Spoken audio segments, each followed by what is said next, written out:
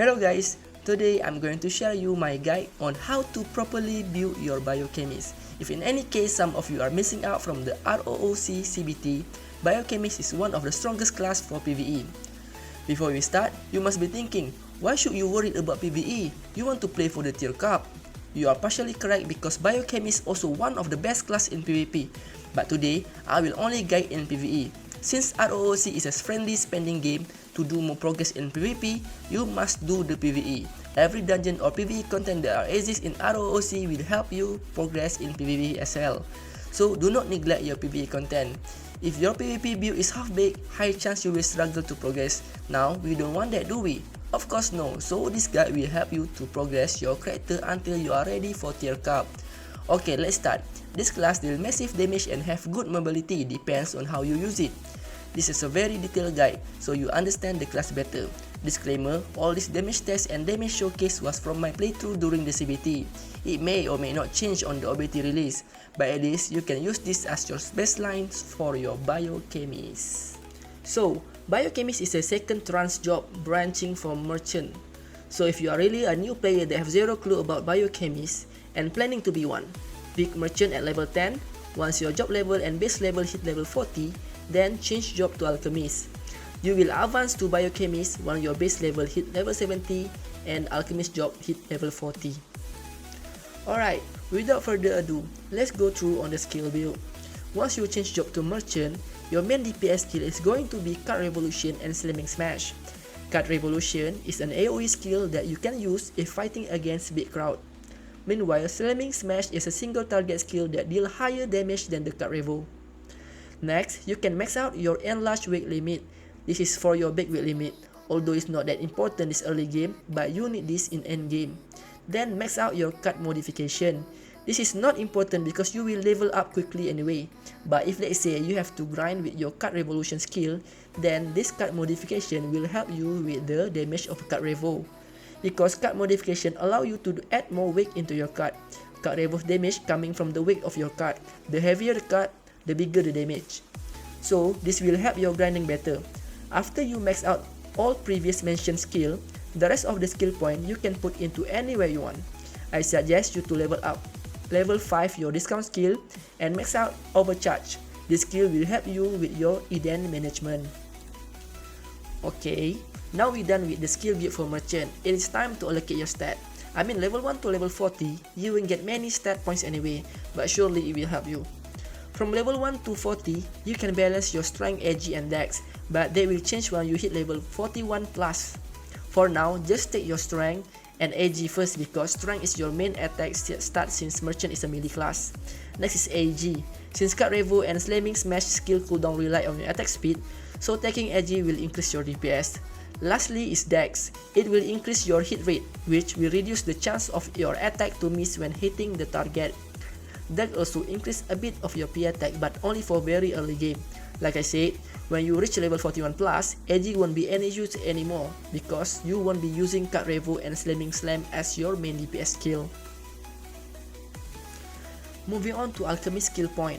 Once you reach base level 40 and job level 40, you can advance to Alchemist class. Before you start allocating skill point for your Alchemist, you can reset the skill of your Merchant since you have a new main DPS skill. So reset your Merchant skill and max out enlarged weight limit, card modification, discount and overcharge. For Alchemist, your main DPS skill is going to be Acid Terror. You can level up your Acid Terror to level 5 first to unlock your Demonstration. Once your Demonstration is maxed out, you can put Acid Terror to level 10. Demonstration is your sub DPS skill. It has long cast time and the element is Force Fire. You can put max 2 stack of Demonstration at a time. So, my suggestion, if you want to min-max the damage, manual cast your Demonstration and stop when you have 2 Demonstration exist on the field. If you put this skill on auto, it will keep casting and will reduce your DPS uptime. So, manual is the way. Once your Acid Demon is level 10 and Demonstration is level 5, you can start level up your Crit Potion to level 5 just to unlock your Learning Potion skill. Max out your Learning Potion skill since this will increase your skill damage and increase your movement speed. Then, can max out your Act and Mace Mastery, which will give you more P attack and attack. And the last 5 points go to Marine Spear because this is the prerequisite for your next important skill. As an alchemist, your acid terror and demonstration need a special item for you to cast them. Without those, you will unable to cast either of those skills. You need acid bottle and bottle grenade, which you can buy from the Eden shop. But if you buy the bounty pass, you will no longer need any special item to cast the skill. Eden is really valuable source on the early game. It's better for you to save them on early game, so I suggest you to get the bounty pass for your own good. Alright, now we are done with the skill build for Alchemist. Let's go and allocate your stat. For Alchemist, you can focus on only strength and dex. Like I said before, strength is your main source of attack. But why dex? Is it because you don't want your attack to miss? No, actually. I mean, yeah, it is one of the perks of dex, but the main reason is for your cast time. You see, Alchemist skill Acid Terror and Demonstration both have cast time. Dex allow you to reduce your cast time, which faster cast time, more skill you can throw, make total damage go higher. There are two ways to reduce your cast time. One is fixed cast time, which can be reduced with Dex, and the other one is variable cast time, which can be reduced with INT. Since you are currently lacking in total stat, I suggest you to only reduce your cast time with Dex, since Dex also increase your P attack. We will talk about INT when you advance to Biochemist later. So for Strength and Dex, you can balance it both first. Ideally, try to make your Acid Terror cast like 0.2 seconds, but that will full buff of Priest and Performer class, which is Bard and Dancer. Once your Acid Terror reach 0.2 second cast time, you can pump all on Strength. Okay, let's go to Biochemist. For Biochemist, your main DPS skill is going to be Acid Demonstration. This skill is very broken. The damage modifier rely on your target VID, which all the MVPs bosses have very high VID. So start, straight away max out your Acid Demonstration. After that, max out your card burst. This is a very broken buff. This skill gives you movement speed by 30%, P damage M damage bonus by 20%, which is a lot for beginning, and also ignore PDF M def on 30%. After you max out card burst, take level 1 Correlation Research. Why only level 1? Because in CBT, this skill, I don't know why, but it's kinda bug. Level 1 and level 5 giving the same value on the description. I did damage test and it's also doing the same damage. So I don't know if they will fix this on OBT or it's going to be the same. After that, max level your Biocannibalize. This Biocannibalize will help you with small healing. But the important part of this skill, level 5 will give you plus 20 all stat, meaning you get plus 20 strength, AG, VID, INT, Dex, and luck. Plus 20 is very helpful since we are really lacking in stat. Keep that in mind. But take note, Biocannibalize need plant bottle for you to be able to cast it. Once that Biocannibalize max out, you can level up your Unstable Research. This skill will boost your Acid Demonstration damage up to 130%. Then take Lab Accident level 1 for your movement skill to like reposition yourself. Then max out your Avant X and Mace Mastery for 20% more P attack M attack. Then take level 1 for Survival Food. Survival Food passively providing you with anti-crowd control every 14 seconds. Just take this skill level 1 because the cooldown of the passive still the same even at max level. The rest of the point can go to Hell Plan. This skill deal decent damage and also give you small healing for your survivability. Alright, skill is done. Now, time to allocate your stat. Since now your level is high and you have a lot of stat points, we can finalize your allocation. What is important, you need to make sure your Acid Demonstration cast 0.2 second. So earlier, I talked about two ways of reducing your cast time, right? Variable cast time and fixed cast time. So first thing first, max out your strength, make it 99. The rest of your stat, you can allocate it to Dex, INT, and VID. Before you start assigning those stats, try to ask Priest and Performer to buff you. Priest give Blessing, Performer give Puppet Heart. These two skills will add around 20 points for your Strength, Dex, and INT. Once you have the buff, you can start adding your stat. Add your Dex first until you see your fixed cast time reach to minus 60%. If you already have minus 60% on your fixed cast time, try to check if your Acid Demonstration if it's already 0.2 second cast or not yet. If still not enough, then start adding in INT until it reach 0.2 second. Once it reach 0.2 second, you can put all your stat in VID for better survivability. Okay, I know sometimes maybe you have to party out without a Priest or Performer, right? But trust me, in PvE content, you must have at least one priest and one performer, so keep that in mind. For MVP TR, you can use your Biocannibalize to cover for the lack of the buff. For Biochemist weapon, it's going to be Corrosion, and please try to plus 15 this weapon ASAP. Plus 15 will give you 15% more P damage and 10% more P attack. This will definitely boost your damage. Your ammo set is going to be tier set. Tier set will give you more P attack since it converts STR to P attack. And your accessory is going to be 2 9 rows. If you don't have 9 rows, then you can go for ring. 2 slotted ring is easier to get since it drops from Outlawed. Low level mob drop 1 slotted ring which you can get quite early. For 9 rows, the MVP that dropped the accessory is going to be Dracula and Baphomet, and both of them is a pretty endgame MVP. 1 slot 9 rows also drop at high level mobs, so use ring until you can get 9 rows. For enchant, it's going to be simple. Your weapon and accessory both use melee boon enchant. Try to get P attack percent on your sub enchant.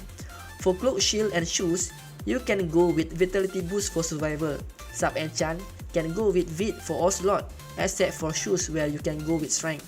For head, costume, and bag, find superior attack enchant. And for sub enchant, get either raw P attack or strength. And lastly, for armor, mouth, and face, you can go with PvE technique, and the sub enchant is going to be Vit. For cards, it depends on you.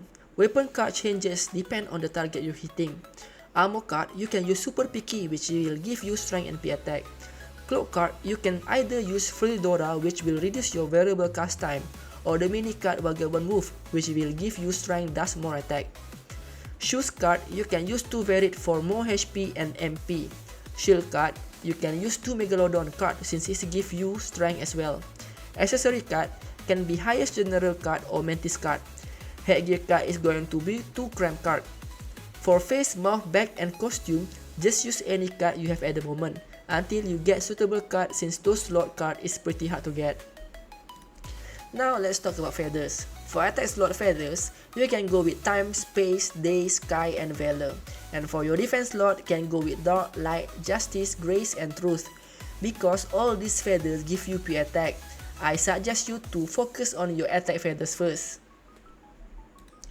For mount equipment, you can focus leveling up your dexterity barding since it gives you P attack and P damage. If you feel like it's getting expensive, then you can start level up your protector barding, which also gives you P attack and size damage bonus. For mount trait, you will primarily level up your charisma and brave because it gives you P attack and P damage percent. Meanwhile, for your medal, you can focus on leveling up Medal of Bravery and Heroism. It's finally time for you to pick your pet.